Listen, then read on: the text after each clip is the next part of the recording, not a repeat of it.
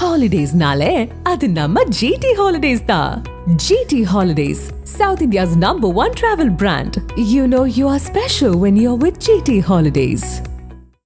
பீகார் சட்டமன்ற தேர்தலில் பாஜக மற்றும் ஐக்கிய ஜனதா தளம் ஆகிய இரு கட்சிகளும் 101 இடங்களில் போட்டியிடுவதாக அறிவிக்கப்பட்டுள்ளது. பீகார் சட்டமன்ற தேர்தல் அடுத்த மாதம் 2 கட்டங்களாக நடைபெறுகிறது. மொத்தமுள்ள 243 தொகுதிகளில் போட்டியிடுவது குறித்து தேசிய ஜனநாயக கூட்டணியில் உள்ள கட்சிகளிடையே தொகுதி பங்கீடு பேச்சுவார்த்தை நடைபெற்றது.